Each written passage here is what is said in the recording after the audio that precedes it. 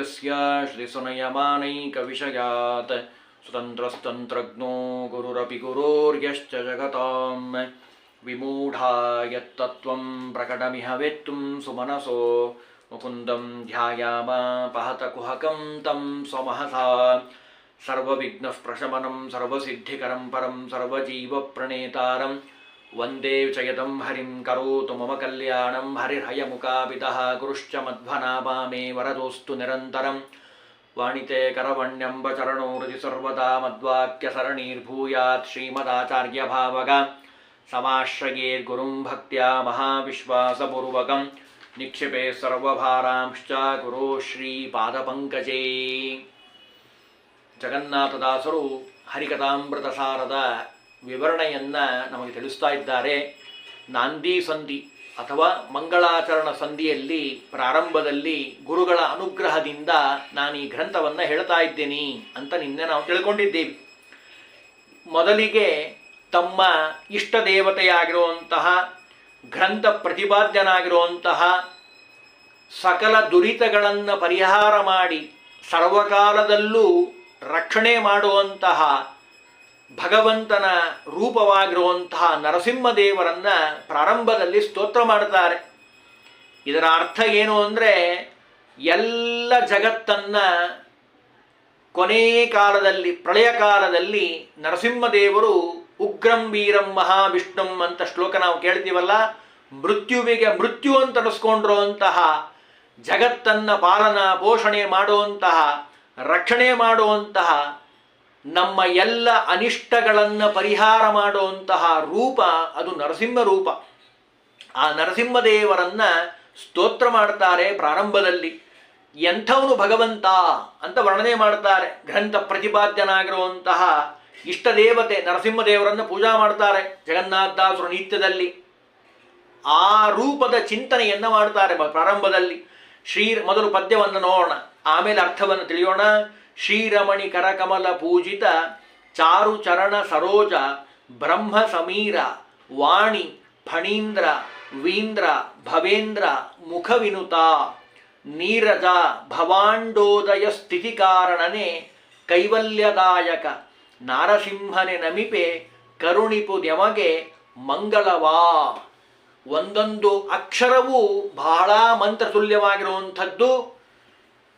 ನೋಡೋದಕ್ಕೆ ಕನ್ನಡ ಅಂತ ಅಂತಿದ್ರು ಓದೋದು ಕಷ್ಟ, ಅಷ್ಟು ಪ್ರಗಲ್ಭವಾಗಿರುವಂತಹ ಶಬ್ದಗಳ ರಾಶಿಯನ್ನು ಜಗನ್ನಾಥದಾಸರು ಇಲ್ಲಿ ತೋರಿಸಿದ್ದಾರೆ. ಮೊದಲು ಹೇಳ್ತಾರೆ ಶ್ರೀರಮಣಿ. ಶ್ರೀ ಅನ್ನೋದಕ್ಕೆ ಕಾಂತಿ ಸಂಪನ್ನಳಾದಂಥವಳು ಅಂತ ಇದೆ. ಆ ಕಾಂತಿ ಸಂಪನ್ನಳಾಗಿರುವಂತಹ ಲಕ್ಷ್ಮೀಗೆ ರಮಣ ಭಗವಂತ. ಇವನೆಂಥವನು ಗುಣಗಳನ್ನು ಹೇಳ್ತಾ ಇದ್ದಾರೆ, ಭಗವಂತನ ಗುಣವನ್ನು, ನರಸಿಂಹದೇವರ ಗುಣಗಳನ್ನು ಹೇಳ್ತಾ ಇದ್ದಾರೆ. ಶ್ರೀರಮಣಿ, ಭಗವಂತನ ಮಡದಿಯಾಗಿರುವಂಥವಳು ಲಕ್ಷ್ಮೀದೇವಿ. ಅವಳು ಹೇಗಿದ್ದಾಳೆ? ಹಿರಣ್ಯವರ್ಣ ಹರಿಣಿ. ವೇದ ಹೇಳ್ತದೆ ಭಗವಂತನ ಮಡದಿಯಾಗಿರುವಂತಹ ಲಕ್ಷ್ಮಿಯ ವರ್ಣನೆ ಮಾಡ್ತದೆ ಶ್ರೀ ಸೂಕ್ತ. ಹಿರಣ್ಯ ಬಂಗಾರದಂಥ ಕಾಂತಿ ಉಳ್ಳಂಥವಳು ಲಕ್ಷ್ಮೀದೇವಿ.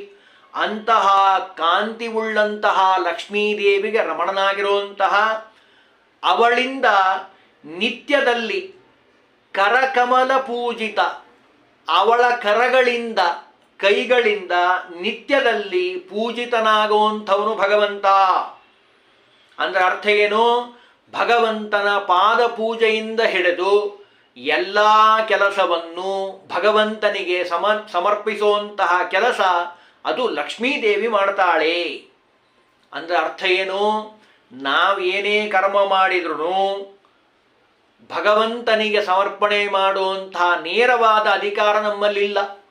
ವಾಯುದೇವರಿಗೆ ನಾವು ಸಮರ್ಪಣೆ ಮಾಡಬೇಕು. ವಾಯುದೇವರು ಲಕ್ಷ್ಮೀದೇವಿಗೆ, ಅದಕ್ಕೆ ನಾವೇನು ಹೇಳ್ತೀವಿ? ಭಾರತೀಯ ರಮಣ ಮುಖ್ಯ ಪ್ರಾಣ ಅಂತರ್ಗತ ಲಕ್ಷ್ಮೀನಾರಾಯಣ ಅಂತ ಹೇಳ್ತೀವಿ. ಅಂದರೆ ಅರ್ಥ ಏನು? ಲಕ್ಷ್ಮೀದೇವಿಯಿಂದ ಸ್ವೀಕಾರ ಮಾಡ್ತಾನೆ ಭಗವಂತ. ಯಾರು ಕೊಟ್ಟರೂ ಭಗವಂತ ಸ್ವೀಕಾರ ಮಾಡೋದಿಲ್ಲ. ಭಗವಂತ ಸ್ವೀಕಾರ ಮಾಡಬೇಕು ಅಂದರೆ ಲಕ್ಷ್ಮೀ ಇದ್ರೆ ಮಾತ್ರ ಸ್ವೀಕಾರ, ಇಲ್ಲ ಅಂದರೆ ಇಲ್ಲ. ಶ್ರೀನಿವಾಸ ಕಲ್ಯಾಣ ಕೇಳಿರೋರಿಗೆ ಚೆನ್ನಾಗಿ ಗೊತ್ತಾಗತ್ತೆ. ಎಣ್ಣೆ ಹಚ್ಚಬೇಕಾದ್ರೆ ಲಕ್ಷ್ಮೀದೇವಿ ಬರೋ ತನಕ ಎಣ್ಣೆ ಹಚ್ಚೋದಿಲ್ಲ ಅಂತಾನೆ ಭಗವಂತ. ಲಕ್ಷ್ಮೀ ಬಂದ್ಬೇಕು, ಅವಳೇ ಹಚ್ಚಬೇಕು. ಹಾಗೆ ಆ ಭಗವಂತನನ್ನು ಪೂಜಾ ಮಾಡುವಂಥವಳು ಶ್ರೀರಮಣಿ ಕರಕಮಲ ಪೂಜಿತ ಚಾರುಚರಣ ಅಂದ್ರೇನು? ಮನೋಹರವಾಗಿರುವಂತಹ ಸುಂದರವಾದ ಚರಣ. ಜ್ಞಾನ ಮತ್ತು ಆನಂದ ಸುಪಾದ ಅಂತ ಭಗವಂತನಿಗೆ ಹೆಸರು. ಎರಡನ್ನ ಆ ಪಾದದಲ್ಲಿ ಇಟ್ಕೊಂಡಿದ್ದಾನಂತೆ ಭಗವಂತ. ಆ ಎರಡೇ ಪಾದವಾಗಿ ಉಳ್ಳಂಥವನು. ಚಾರು ಚರಣ ಸರೋಜ. ಸರೋಜ ಅಂದರೆ ಕಮಲ. ಕಮಲದಂತಹ ಕಾಲುಳ್ಳಂಥವನು, ಚರಣವುಳ್ಳಂಥವನು ಭಗವಂತ. ಇಂಥ ಭಗವಂತ ಬ್ರಹ್ಮದೇವರು, ಸಮೀರ ಅಂದರೆ ವಾಯುದೇವರು, ವಾಣಿ ಸರಸ್ವತೀ ದೇವಿ, ಫಣೀಂದ್ರ. ಎಷ್ಟು ಸುಂದರವಾಗಿ ಹೇಳ್ತಾರೆ ನೋಡಿ, ಒಬ್ಬೊಬ್ಬರ ಹೆಸರನ್ನು ಹೇಳ್ತಾರೆ. ಬ್ರಹ್ಮದೇವರು, ವಾಯುದೇವರು, ಸರಸ್ವತೀ ದೇವಿ ಅಂದರೆ ಭಾರತೀ ದೇವಿ ಇಬ್ರು ಬಂದರು. ಜೊತೆಗೆ ಫಣೀಂದ್ರ ಶೇಷದೇವರು, ವೀಂದ್ರ ಪಕ್ಷಿಶ್ರೇಷ್ಠನಾಗಿರುವಂತಹ ಗರುಡದೇವರು, ಭವೇಂದ್ರ ಏಕಾದಶ ರುದ್ರರಲ್ಲಿ ಶ್ರೇಷ್ಠರಾಗಿರುವಂತಹ ಪಾರ್ವತೀಪತಿಯಾಗಿರುವಂತಹ ರುದ್ರದೇವರು, ವಾಣಿ ಫಣೀಂದ್ರ ವೀಂದ್ರ ಭವೇಂದ್ರ ಮುಖವಿನುತ. ಅದಾದ ಮೇಲೆ ಪಾರ್ವತೀಪತಿಯಾಗಿರುವಂತಹ ರುದ್ರದೇವರು, ಮುಖ ಇವರನ್ನೇ ಮೊದಲುಗೊಂಡಂತಹ ಎಲ್ಲ ದೇವತೆಗಳ ಸಮೂಹ ಇದೆ. ಅವರಿಂದ ಭಗವಂತ ನಿತ್ಯದಲ್ಲಿ ಏನು ಮಾಡ್ತಾರೆ? ಅವರೆಲ್ಲ ನೀರಜ ಭವಾಂಡೋದಯ ಸ್ಥಿತಿ ಕಾರಣನೇ. ನೀರಜ ಅಂದ್ರೆ ಏನು? ಉದಕ. ನೀರು ಅಂದರೆ ಎಲ್ಲರಿಗೂ ಸಾಮಾನ್ಯವಾಗಿ ಗೊತ್ತಿರುವಂಥದ್ದೇ, ಜೀವ ಅಂತ ಕರೀತಾರೆ ಸಂಸ್ಕೃತದಲ್ಲಿ. ಉದಕದಲ್ಲಿ ಉತ್ಪನ್ನವಾಗಿರುವಂಥ ನೀರಜ, ಜಲಜ, ಕಮಲಜ ಅಂತ ಅನೇಕ ಹೆಸರಿದ್ದಾವೆ. ಅದರಲ್ಲಿ ನೀರಜ ಅಂದರೆ ಕಮಲ. ಆ ಕಮಲದಲ್ಲಿ ಉತ್ಪನ್ನವಾಗಿರುವಂತಹ ಭವಾಂಡ ಬ್ರಹ್ಮದೇವರು ದೇಹ ಅಂದರೆ ಬ್ರಹ್ಮಾಂಡ ಅಂತ ಇದನ್ನು ಕರೀತಾರೆ. ಹೊರಗಡೆ ಕಾಣುವಂಥದ್ದು ಬ್ರಹ್ಮಾಂಡ, ನಮ್ಮ ಶರೀರವೇ ಪಿಂಡಾಂಡ. ಇದೆಲ್ಲದಕ್ಕೂ ಭಗವಂತ ಭವಾಂಡೋದಯ ಸ್ಥಿತಿ ಕಾರಣನೇ. ಉತ್ಪತ್ತಿನೂ ಭಗವಂತನೇ ಮಾಡ್ತಾನೆ ಬ್ರಹ್ಮದೇವರಲ್ಲಿದ್ದು, ಸ್ಥಿತಿಯನ್ನು ಅವನೇ ಮಾಡ್ತಾನೆ, ಲಯವನ್ನು ತಾನೇ ಮಾಡಿಸ್ತಾನೆ. ಅಂದರೆ ಸೃಷ್ಟಿ ಸ್ಥಿತಿ ಲಯ ನಿಯಮನ ಜ್ಞಾನ ಅಜ್ಞಾನ ಬಂಧ ಮೋಕ್ಷ ಈ 8 ಕಾರ್ಯವನ್ನೂ ಮಾಡುವಂತಹ ಕಾರಣನೇ. ಈ 8ಕ್ಕೂ ಕಾರಣೀಭೂತನಾಗಿರುವಂತಹ ಕೈವಲ್ಯದಾಯಕ. ಕೈವಲ್ಯ ಅಂದರೆ ಮೋಕ್ಷ. ಮೋಕ್ಷವನ್ನು ಕೊಡುವಂತಹ ಹೇ ನಾರಸಿಂಹನೇ, ನಮಿಪೆ ನಿನಗೆ ನಾನು ನಮಸ್ಕಾರವನ್ನು ಮಾಡ್ತಾ ಇದ್ದೇನೆ. ಯಾಕೆ? ಕರುಣಿಪು ನಮಗೆ ಮಂಗಳವಾ, ನಮಗೆ ಮಂಗಲವನ್ನುಂಟು ಮಾಡು. ಕಾರ್ಯವನ್ನು ಮಾಡ್ಲಿಕ್ಕೆ ಹೊರಟಿದ್ದೀವಿ ನಾವು. ಯಾವ ಕಾರ್ಯ? ನಿನ್ನ ಗುಣಗಳ ವರ್ಣನೆ ಮಾಡ್ಲಿಕ್ಕೆ ಹೊರಟಿದ್ದೀವಿ, ನಿನ್ನ ಮಹಿಮೆಯನ್ನು ಹೇಳಲಿಕ್ಕೆ ಹೊರಟಿದ್ದೀವಿ, ಗ್ರಂಥವನ್ನು ರಚನೆ ಮಾಡ್ತಾ ಇದ್ದೀವಿ. ಯಾವುದೂ ಮನುಷ್ಯನಿಂದ ನಡೆಯೋದಿಲ್ಲ. ತೇನ ವಿನಾ ತೃಣಮಪಿ ಚಲತಿ. ಸೃಷ್ಟಿಸ್ಥಿತಿಲಯಾದಿ ಎಲ್ಲ ಅಷ್ಟಕರ್ತೃತ್ವವು ಮನುಷ್ಯ ಮಾತ್ರದಿಂದ ನಡೀಲಿಕ್ಕಾಗೋದಿಲ್ಲ. ಪರಬ್ರಹ್ಮನಾಗಿರುವಂಥ ಭಗವಂತನಿಂದ ನಡೆಯುವಂಥದ್ದು ತಾರತಮ್ಯೋಪೇತವಾಗಿ. ಇದರಲ್ಲಿ ಕೇವಲ ಭಗವಂತನ ಮಹಿಮೆ ಅಷ್ಟೇ ಹೇಳಲಿಲ್ಲ, ಇನ್ನೊಂದು ಸೂಕ್ಷ್ಮವಾಗಿ ಒಳಗಡೆ ರಹಸ್ಯವನ್ನಿಟ್ಟಿದ್ದಾರೆ. ಅದನ್ನು ವ್ಯಾಖ್ಯಾನಕಾರರು ತಿಳಿಸ್ತಾರೆ. ಏನು? ಇಲ್ಲಿ ನೋಡಿ, ಶ್ರೀರಮಣಿ ಲಕ್ಷ್ಮೀದೇವಿಯಿಂದ ವಂದಿತನಾಗಿರುವಂಥವನು ಭಗವಂತ ಅಂದ್ರೆ ಏನರ್ಥ? ಸರ್ವೋತ್ತಮ ಅಂತ ಹೇಳಿಬಿಟ್ರು. ಜೊತೆಗೆ ಲಕ್ಷ್ಮೀದೇವಿಯ ನಂತರ ಯಾರಿದ್ದಾರೆ? ಬ್ರಹ್ಮದೇವರು, ವಾಯುದೇವರು, ಸರಸ್ವತೀ ದೇವಿ, ಭಾರತೀ ದೇವಿ, ಗರುಡಶೇಷ ರುದ್ರರು, ಇಂದ್ರಾದಿ ಎಲ್ಲ ಲೋಕಪಾಲಕರು. ತಾರತಮ್ಯ ಬರಿದೆ ಇಲ್ಲಿ. ಯಾರಾದ್ಮೇಲೆ ಯಾರನ್ನು ಉಪಾಸನೆ ಮಾಡಬೇಕು ಅಂತಲೂ ಸೂಕ್ಷ್ಮವಾಗಿ ಹೇಳಿದರು ವ್ಯಾಖ್ಯಾನಕಾರರು. ಬಹಳ ಸುಂದರವಾಗಿ ತಿಳಿಸ್ತಾ ಇದ್ದಾರೆ. ಇಂತಹ ಭಗವಂತನನ್ನ ನಾವು ಯಾಕೆ ಪೂಜಾ ಮಾಡಬೇಕು ಅಂದರೆ ನಿರ್ದೋಷನಾಗಿದ್ದಾನೆ ಭಗವಂತ. ಅಷ್ಟೇ ಅಲ್ಲ, ಜ್ಞಾನಾನಂದಮಯನಾಗಿದ್ದಾನೆ. ಜೊತೆಗೆ ಕೈವಲ್ಯದಾಯಕ. ಕೊನೆಗೆ ಎಲ್ಲಿ ಬಂದು ನಿಂತ್ಕೊಂತದೆ? ಸರ್ವೋತ್ತಮನ ಯಾರು ಅಂತ ಯಾರಾದರೂ ಪ್ರಶ್ನೆ ಕೇಳಿದರೆ ಅದಕ್ಕೆ ಭಾಗವತ ಸುಂದರವಾಗಿ ಉತ್ತರ ಕೊಡ್ತದೆ. ಅದನ್ನೇ ಜಗನ್ನಾಥದಾಸ್ ಹೇಳಿದ್ರು, ಮೋಕ್ಷವನ್ನು ಕೊಡೋ ದೇವತೆ ಯಾರೋ ಅವನೇ ಸರ್ವೋತ್ತಮ. ಕೈವಲ್ಯದಾಯಕ ಜಗನ್ನಾಥದಾಸ್ ಹೇಳ್ತಾ ಇದ್ದಾರೆ. ಮೋಕ್ಷವನ್ನು ಕೊಡುವಂತಹ ರೂಪ ಅದು ಭಗವಂತ ನಾರಾಯಣ.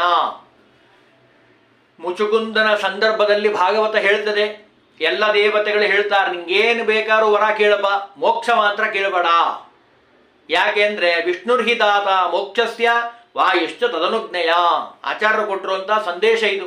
ಅದನ್ನೇ ಜಗನ್ನಾಥದಾಸರು ಅಚ್ಚ ಕನ್ನಡದಲ್ಲಿ ನಮಗೆ ಬಿಚ್ಚಿ ತಿಳಿಸಿ ಹೇಳ್ತಾ ಇದ್ದಾರೆ. ಕೈವಲ್ಯದಾಯಕ ಮೋಕ್ಷವನ್ನು ಕೊಡುವಂತಹ ನಾರಸಿಂಹನೆ ನಮಿಪೆ ಕರುಣಿಪು ಯಮಗೆ ಮಂಗಳವಾ. ನಾರಸಿಂಹ ಭಿನ್ನನಾಗಿರುವಂತಹ ಮೂಲ ರೂಪ ವಾಸುದೇವ ರೂಪ, ನಾರಾಯಣ ರೂಪ, ಅವನನ್ನು ನಾನು ನಮಸ್ಕಾರ ಮಾಡ್ತಾ ಇದ್ದೀನಿ. ಕಾರಣ ಏನು ಅಂದರೆ ಕರುಣಿಪು ಯಮಗೆ ಮಂಗಳವಾ. ಎನಗೆ ಮಂಗಳವ ಅಂತ ಹೇಳಿಲ್ಲ ಜಗನ್ನಾಥದಾಸರು, ಕರುಣಿಪು ಯಮಗೆ ಮಂಗಳವ. ಯಾರ್ಯಾರು ಇದನ್ನು ಪಠನ ಪಾರಾಯಣ ಮಾಡ್ತಾರೋ, ಸಜ್ಜನರು ಅಂತ ಯಾರಿದ್ದಾರೋ ಅವರು ಎಲ್ಲರಿಗೂ ಮಂಗಲವನ್ನುಂಟು ಮಾಡಲಿ ಭಗವಂತ. ಅಂದರೆ ವ್ಯಾಖ್ಯಾನದಲ್ಲಿ ಬಹಳ ಸುಂದರವಾಗಿ ತಿಳಿಸ್ತಾರೆ. ನಾರಸಿಂಹನ ರೂಪ ಅದು ಮಂಗಲ ರೂಪವಾಗಿರುವಂಥದ್ದು, ನಮ್ಮ ಎಲ್ಲ ಕಷ್ಟಗಳನ್ನು ಕಳೆಯುವಂಥದ್ದು, ಜೊತೆಗೆ ಇಷ್ಟಪ್ರಾಪ್ತಿಯನ್ನು ಮಾಡುವಂತಹ ರೂಪ ಭಗವಂತನ ರೂಪ. ಹಾಗಾಗಿ ಆ ಭಗವಂತನನ್ನು ಯಾರು ಉಪಾಸನೆ ಮಾಡ್ತಾರೋ, ಅವನ ನಾಮೋಚ್ಚಾರಣೆ ಮಾಡ್ತಾರೋ, ವಜ್ರಕಲ್ಪಂ ತ್ರಿನಯನಂ ಸರ್ವಶತ್ರು ನಿಶೋಧನಂ ದ್ವಾತ್ರಿಂಶದಾಯುಧೋಪೇತಂ ಧ್ಯಾಗೀತ್ವಾ ಮನ್ಯುರೂಪಿಣಂ ಅಂತ ಹೇಳಿ ಧೀರೇಂದ್ರ ತೀರ್ಥರು ಮನ್ಯು ಸೂಕ್ತಕ್ಕೆ ವ್ಯಾಖ್ಯಾನ ಮಾಡಬೇಕಾದ್ರೆ ಪ್ರಾರಂಭದಲ್ಲೇ ಹೇಳಿಬಿಡ್ತಾರೆ. ವಜ್ರಕಲ್ಪಂ ತ್ರಿನಯನಂ ಸರ್ವಶತ್ರು ನಿಶೋಧನಂ, ಒಳಗೆ ಹೊರಗೆ ಇರುವಂತಹ ಎಲ್ಲ ಶತ್ರುಗಳನ್ನು ಪರಿಹಾರ ಮಾಡುವಂತಹ ದಿವ್ಯವಾದ ಮೂರ್ತಿ ಅದು ನರಸಿಂಹಮೂರ್ತಿ. ದ್ವಾತ್ರಿಂಶದ ಆಯುಧೋಪೇತಂ, 32 ಕೈಗಳಿಂದ ಭಗವಂತ ನಮ್ಮ ಎಲ್ಲ ಕಷ್ಟಗಳನ್ನು ಪರಿಹಾರ ಮಾಡ್ತಾನೆ. ದ್ವಾತ್ರಿಂಶದ ಆಯುಧೋಪೇತಂ ಧ್ಯಾಯೇತ್ವಾಂ ಮನ್ಯುರೂಪಿಣಂ, ಮನ್ಯುನಾಮಕನಾಗಿರುವಂತಹ ನರಸಿಂಹದೇವರೇನಿದ್ದಾರಲ್ಲ ಅವರು ನಮಗೆ ಮಂಗಲವನ್ನುಂಟು ಮಾಡಲಿ. ಗರುಡಾರೂಢನಾಗಿರುವಂತಹ ನರಸಿಂಹದೇವರನ್ನು, ಲಕ್ಷ್ಮೀ ನರಸಿಂಹದೇವರನ್ನು ನಿತ್ಯದಲ್ಲಿ ಅರ್ಚನೆ ಮಾಡೋರು ಜಗನ್ನಾಥದಾಸರು. ಅದಕ್ಕೆ ಗ್ರಂಥದಲ್ಲಿ ಪ್ರಾರಂಭದಲ್ಲಿ ಆ ನರಸಿಂಹದೇವರನ್ನು ಸ್ಮರಣೆ ಮಾಡಿದ್ದಾರೆ. ನಾವು ನಿತ್ಯದಲ್ಲಿ ನರಸಿಂಹದೇವರ ಸ್ಮರಣೆ ಮಾಡಬೇಕು. ಕಾರಣ ಏನು ಅಂದರೆ ನಮಗೂ ಸಾಧನೆ ಮಾಡಲಿಕ್ಕೆ ಹೊರಟಂತಹ ಸಂದರ್ಭದಲ್ಲಿ ಯಾರೇ ಆಗಿರ್ಬೋದು, ವಿಘ್ನಗಳು ಜಾಸ್ತಿ, ಅದಕ್ಕೆ ತೊಂದರೆ ಕೊಡುವಂಥವರು ಜಾಸ್ತಿ. ಪ್ರಹ್ಲಾದನಂತಹ ಮಹಾನ್ ಭಕ್ತನಿಗೆ ತೊಂದರೆ ಕೊಟ್ಟವರಿದ್ದಾರೆ, ಇನ್ನು ನಾವೆಲ್ಲ ಯಾ ಲೆಕ್ಕ? ಸ್ವತಃ ತಂದೆನೇ ತೊಂದರೆ ಕೊಡ್ತಿದ್ದ. ಅಂಥದ್ರಲ್ಲಿ ಚಿಕ್ಕ ಪುಟ್ಟ ಭಕ್ತರಿಗೂ ತೊಂದರೆ ಕೊಡುವಂಥವ್ರು ಅಲ್ಲಲ್ಲಿ ಎಲ್ಲ ಕಡೆ ಕಾಣಿಸ್ತಿರ್ತಾರೆ. ಅದಕ್ಕೆ ನಾವು ನರಸಿಂಹದೇವರು ಸ್ಮರಣೆ ಮಾಡಬೇಕು. ಸ್ವಾಮಿ, ನಮಗೆ ಬರುವಂತಹ ಎಲ್ಲ ವಿಘ್ನಗಳನ್ನು ಪರಿಹಾರ ಮಾಡಿ ನಮ್ಮಿಂದ ನಿನ್ನ ಸೇವಾ ಮಾಡಿಸ್ಕೊ. ಭಕ್ತಿಯಿಂದ ನರಸಿಂಹದೇವರನ್ನು ಕೇಳಬೇಕು. ಕೈವಲ್ಯದಾಯಕನೇ, ಮೋಕ್ಷವನ್ನು ನೀಡುವಂತಹ ದೇವತೆ, ಮೋಕ್ಷಮೇತೆ ಜನಾರ್ದನ ಅಂತ ಹೇಳಿದಾಗೆ ಕೈವಲ್ಯದಾಯಕ ನಾರಸಿಂಹನೇ ನಮಿಪೆ ಕರುಣಿಪು ಯಮಗೆ ಮಂಗಲವಾ. ಮಂಗಲರಿಗೆ ಮಂಗಲ, ಪವಿತ್ರಾಣಾಂ ಪವಿತ್ರಂ ಯೋ ಮಂಗಲಾನಂಚ ಮಂಗಲಂ ಅಂತ ಹೇಳಿದ ಹಾಗೆ ಮಂಗಲರಿಗೆ ಮಂಗಲನಾಗಿರುವಂತಹ ಹೇ ನರಸಿಂಹದೇವರೇ, ನಾನು ನಿಮ್ಮನ್ನು ಸ್ಮರಣೆ ಮಾಡ್ತಾ ಇದ್ದೀನಿ. ಅಮಂಗಲವನ್ನು ಕಳೆದು, ಅಮಂಗಲ ಅಂದರೆ ಯಾವುದು ಅದು ಗೊತ್ತಾಗಬೇಕಲ್ಲ. ಅಹಂಕಾರ ಮತ್ತು ಮಮಕಾರ, ನಾನು ನಂದು ಇವೆರಡಿದ್ದಾವೆ ನೋಡ್ರಿ, ಇವೇ ನಮ್ಮನ್ನು ಬಾಧನೆ ಮಾಡುವಂಥದ್ದು, ತೊಂದರೆ ಕೊಡುವಂಥದ್ದು, ಇದೇ ಅಮಂಗಲ. ಇವನ್ನೆರಡನ್ನೂ ಬಿಡಿಸಿ ದಿವ್ಯವಾದ ಜ್ಞಾನವನ್ನು ಕೊಟ್ಟು ಶುಭವನ್ನು, ಮಂಗಲವನ್ನು ಭಗವಂತ ಕೊಡುವಂಥವನಾಗಲಿ ಅಂತ ಹೇಳಿ ಪ್ರಾರ್ಥನೆಯನ್ನು ಮಾಡ್ತಾರೆ. ಪ್ರಾರಂಭದಲ್ಲಿ ಮೊದಲು ಸರ್ವೋತ್ತಮನಾಗಿರುವಂತಹ ಭಗವಂತನ ಸ್ತೋತ್ರ ಮಾಡಿದ್ದಾರೆ. ಇನ್ನು ಎರಡನೇ ಪದ್ಯದಲ್ಲಿ ಲಕ್ಷ್ಮೀದೇವಿಯ ಸ್ತೋತ್ರ, ಅದನ್ನು ನಾಳಿನ ದಿವಸ ತಿಳಿಯಲಿಕ್ಕೆ ಪ್ರಯತ್ನವನ್ನು ಮಾಡೋಣ.